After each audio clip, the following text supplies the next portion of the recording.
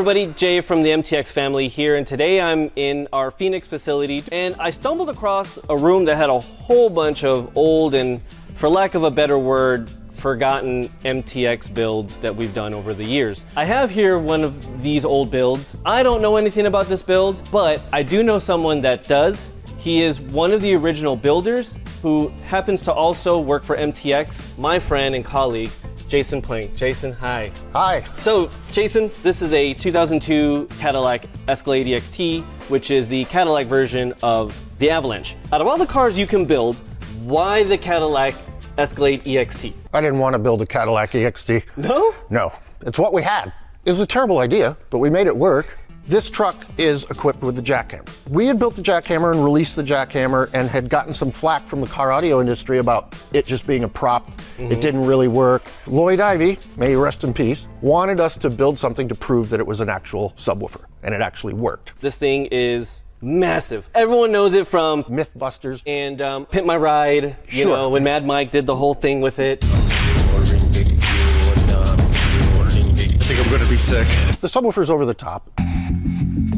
It's huge, it's heavy, 22-inch, 400-pound, 6,000 watt. Yeah. Lloyd wanted to make a statement. He wanted to try to get thrown out of CES or get a sound ordinance ticket or something just to prove that this was a real driver. The only challenge he really put was you got to use one of the used vehicles. This was a 2002 Cadillac Escalade that's got over 150,000 miles on it when I got it, and it was beat to snot. We took this old Escalade, pulled it into the shop, tore it all down.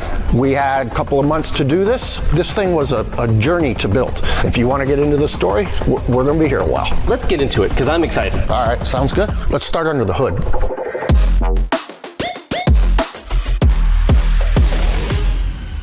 Okay, so the first thing that pops in my head is the alternators. Yeah. What is up with that? You know, most cars have one. There's actually 5 alternators. You see the 3 on the top, but if you look down, there's a couple more on each side. So it's 4 alternators for the audio system alone, 1 for the truck to drive. Actually, there's 2 electrical systems in this truck. There's the 12 volt that the truck needs to operate. The audio system is actually a 16 volt system. We went with a higher voltage. The amplifiers that we used have a 20 volt rail. We wanted to max everything out of this thing that we could. Yeah. So we charge at about 18 volts. To a bank of 16 volt batteries, which are located in the back. We'll get there. These are 4 250 amp alternators. That's 1,000 amps of current. It puts a big load on this motor. So this is the diagnostic center. And I saw that. This allows us to turn on and off the big alternators.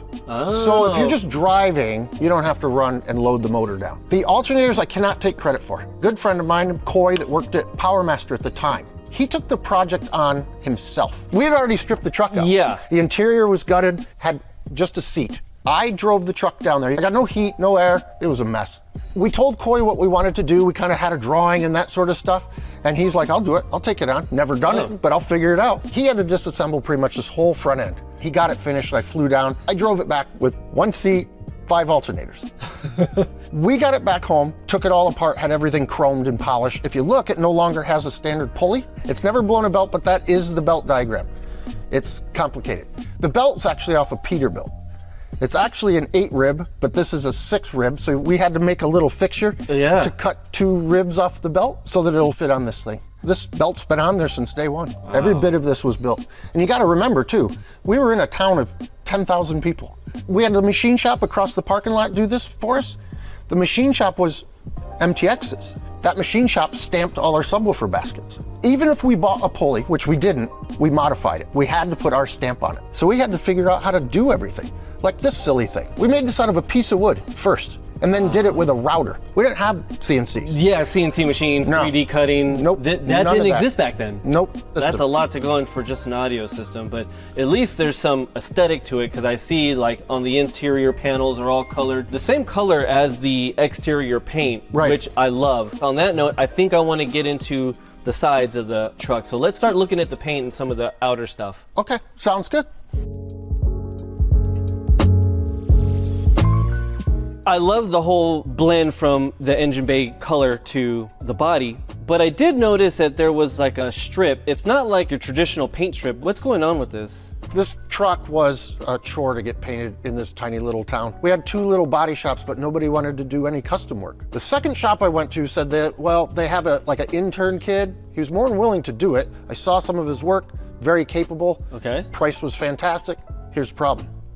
He didn't have a place to paint it. We ended up renting a bay in a tractor repair shop and putting up temporary plastic walls for him. No paint booth. No paint booths, no downdraft or any of that sort of stuff. He painted it right there. Wow. This is actually a silver stripe, and then he sprays black over it, and while it's wet, he uses saran wrap to get this. He pulls the saran wrap off, and then when he clear coats it, you can't feel it. Wow. I don't even think he could buy a beer. I think he was like 20 years old, just a kid. Wow. Jared. Shout out to Jared. It actually meshes really well to the Lexani wheels. We reached out to Lexani and they were willing to help us out, but we had to use the wheel they chose because they wanted to show new product. I'll take that trade on a set of Lexanis any day. Yeah, looks like the MTX logo is actually cut into the brake caliper. We have some friends over at Stainless Steel Brake Corporation that we used to buy our upgraded brakes and rotors and stuff from. Yeah. They did that for us unannounced. Oh, we ordered the wow. brakes, they showed up with our logo in them. That was completely a favor from them. They were really good guys.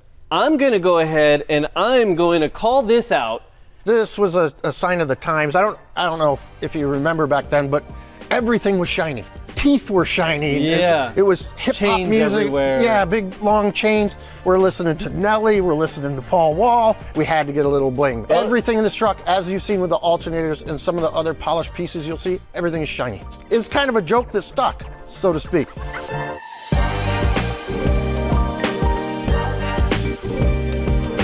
The truck is sitting really, really low. So this has airbags on it. Right now, the air is not in the bags because the truck is not running. It also is carrying around 1,000 pounds worth of subwoofers. It does have helper springs with an airbag on it. Both the front and rear springs were upgraded. And then you have the matching exhaust tip. Yep, cat back. They had one that bolted on. It looked good. It fit with this kit. One last thing that I kind of see back here that doesn't seem like it's part factory either is the tonneau cover. This thing looks super different. The same machine shop that helped with the front end helped with this, our machine shop. Funny story, this is stainless steel over an aluminum frame.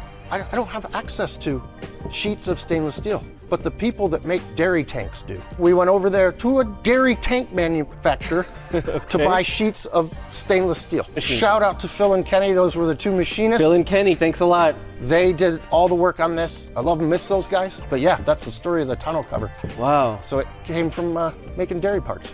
That's super cool. And I guess let's head over to the rear. Let's kind of see what this thing is hiding, shall we? So I noticed everything about this truck is all different, but this back bumper seems uniquely different. I'm seeing these like little bolts on it. Can you tell me if there's anything unique about these bolts? It isn't necessarily about the bolts. It's that when we painted this bumper, it's just a big, giant black bumper. It just didn't vibe with the rest of the truck. On the truck, they have like a rubber plate where you would step on. Yeah. So we used those as templates to make these aluminum plates and then match this to body color. Got it. And this hardware is used throughout the install inside. So it all matches. See these little 4 areas here? Yeah. Those would be where the backup sensors would be, but they were holes for us because as you'll see when we get into this vehicle, the dashboard's not the same. So we had to fill those holes with something, so we just made those cool little aluminum plugs. Today you'd 3D print something and you could put the lens back in there. We couldn't do that back then. Let's pop this thing down. Okay. So if you open this up, this looks like some kind of computing device. There is a full-fledged computer in this car. What this does is this allows me to control the entire truck from back here so that I can give a demo with people in both seats. I don't have to be in there. When this was all running, I could type in and tell it to pull the windows down and do all that sort of stuff. Here's the problem. Computers and massive amounts of bass do not like each other. Yeah. No, I think it lasted 3 test hits. It couldn't withstand it. So we ended up going to a media player and just used a few functions of this. You'll get the gist of it when we get inside the vehicle. Yeah, no, I'm excited to see that. But I did notice in the corner of my eye, I see a box here and it has massive amounts of fuses and 2 little screens. The screens monitor the woofers and I can also monitor the passengers. As far as the fuses, yes, there's a ton of them, but everything in this vehicle is fused. Safety first, right? Fuses protect the wire, and there's a lot of it. So you said you had 4 cameras on the inside, 2 on the woofers, and then 2 on the passengers. I want to see what a passenger saw. Okay. So let's go check out inside. Inside the truck? Okay, Yeah. sounds good. All right, now that we're inside the truck, I see the cameras. Right. This is such a great angle for them. You know, when the hair was going, right? That's kind of what the whole premise of this is. Yep. To go wild, go crazy. The interior is nuts. I'm seeing like trim panels, I'm assuming were painted by Jared. Right, same technique was used in here that was used in the outside with the saran wrap. Yeah, and I'm seeing like, this is suede? It's a faux suede. Okay, if faux me, It's I vegan know. suede. I see a really big screen and what I know is supposed to be your AC and your factory head unit. Right. This is the computer we talked about in the back. This is the main screen. The AC unit and the heater control unit module was moved down here. We just moved everything, lengthened all the wires and cables and everything like that. On the dash in front of you, see a really giant keyboard. I do. I see this keyboard and a wireless mouse. That's what controlled that. Oh, okay. So if you were in here, you can just Tell it what you need it to do, Key whether what it be you roll need the to windows key. up and down or honk a horn. We had it wired into everything. It just couldn't take the abuse. It lasted about 3 events and we had to put in a multimedia player. That's why we have both of them. So I see these switches right here on the center console. They don't look like normal switches. No, these are actually from the aircraft industry. To make the switch actually work, you have to pull up and back, and then it locks itself into that down position. Wow. When we do a lot of events, a lot of different people are in and out of this thing. This stops sticky fingers. Those are the same switches that we used up front, but we didn't get the locking versions on the alternators. Well, let's go check out where the seats used to be. How about that? Sounds good. All right.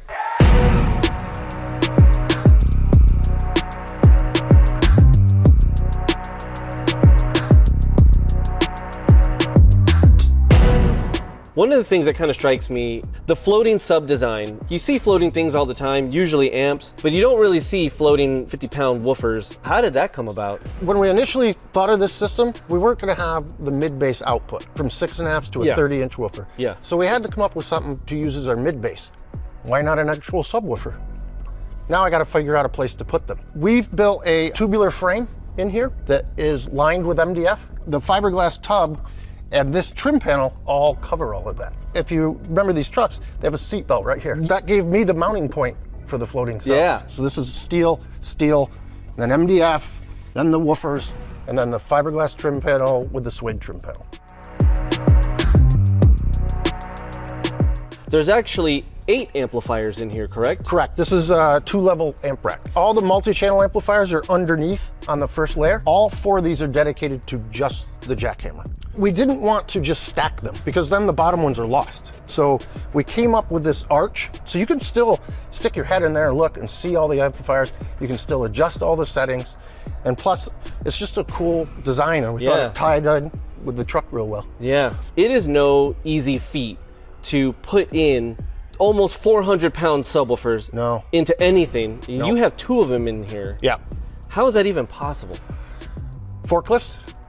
Forklifts. Yeah. What we did was loaded the subwoofers in and then used the forks to slide the box forward and then set it into place and get it all bolted down. It's a 17 cubic foot ported box. Wow. Yeah, it takes up a lot of room and it's quite heavy. You see the port flange? Yeah.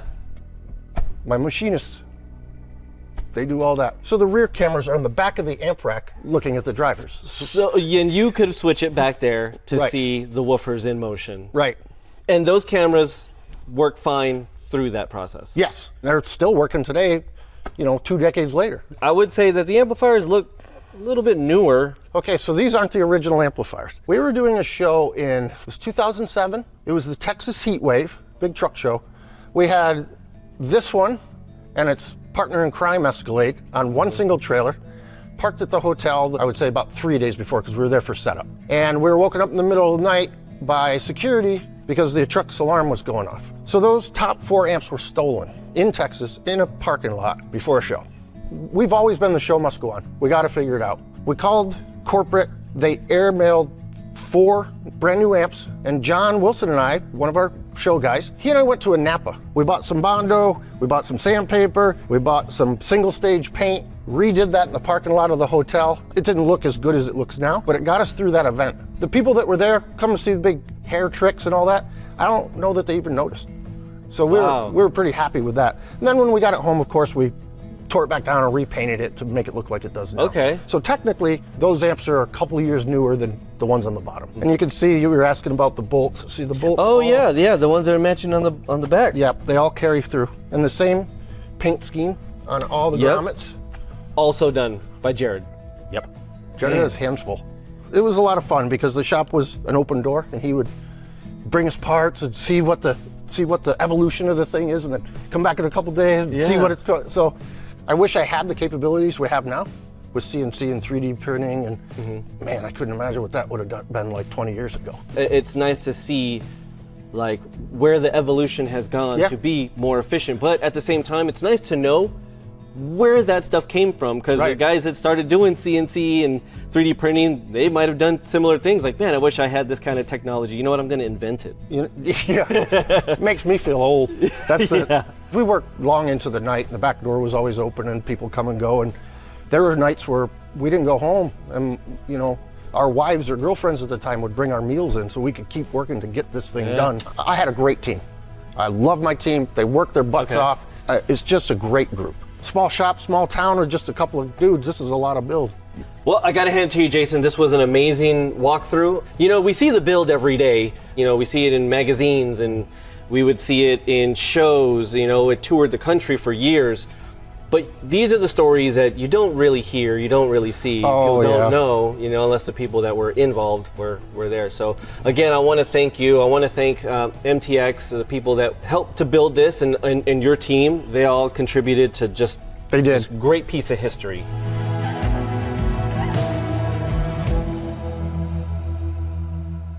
Thanks again, everyone, for taking the time to check out Jason's build, the JackHammer Escalade. If you'd like to see more of this build, we'd also like to know too, because we had a lot of fun filming this, and we have plenty of show cars that we would like to bring, you know, dust them off, and show you guys some backstory on them. So comment down below, we'd like to hear about that too. And we'll see you next time.